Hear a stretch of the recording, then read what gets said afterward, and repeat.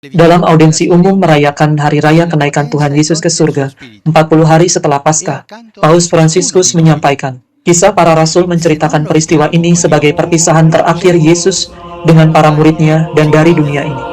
Namun Injil Matius menyampaikan perintah Yesus kepada para muridnya, ajakan untuk pergi keluar mewartakan keselamatan kepada semua bangsa. Yesus naik ke surga, artinya ia kembali kepada Bapa yang telah mengutusnya ke dunia. Ia telah menyelesaikan tugasnya dan sekarang kembali kepada Bapa. Namun ini bukanlah perpisahan, karena ia tetap tinggal bersama kita dengan cara yang baru. Dengan kenaikannya, Tuhan yang bangkit mengarahkan pandangan para rasul dan kita juga kepada surga, untuk menunjukkan bahwa tujuan akhir hidup kita adalah Bapa di surga. Yesus sendiri pernah berkata bahwa ia pergi untuk menyediakan tempat bagi kita.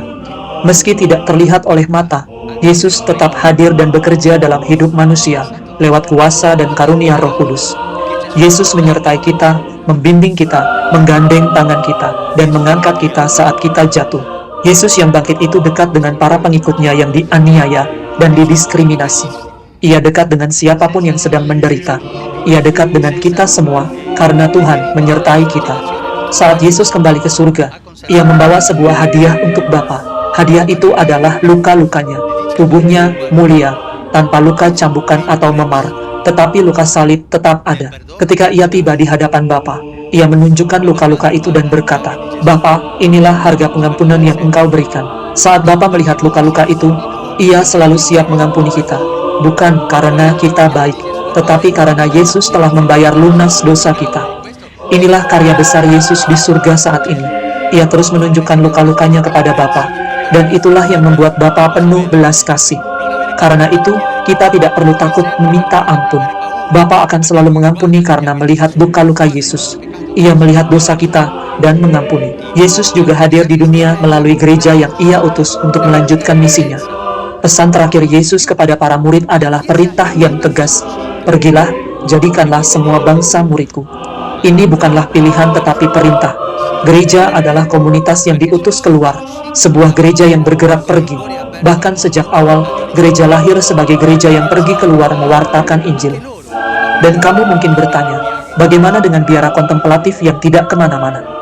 Ya, mereka pun ikut pergi lewat doa mereka. Hati mereka terbuka bagi dunia dan bagi kehendak Allah. Lalu bagaimana dengan orang sakit dan orang tua? Mereka juga ikut dalam misi ini, lewat doa dan persatuan dengan luka-luka Kristus.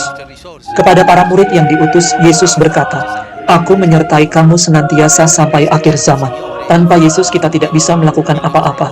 Dalam karya pewartaan, kekuatan kita sendiri, kemampuan atau struktur gereja tidaklah cukup. Meskipun semuanya penting, tanpa kehadiran Tuhan dan kuasa Roh Kudus, pekerjaan kita, meski terorganisir dengan baik, tidak akan berhasil. Karena itulah, kita harus pergi untuk memperkenalkan Yesus ke dunia. Dan bersama Yesus, Maria Bunda kita juga menyertai kita. Ia sudah berada di rumah Bapa menjadi Ratu Surga. Seperti Yesus menyertai kita, Maria juga berjalan bersama kita. Ia adalah Bunda pengharapan kita.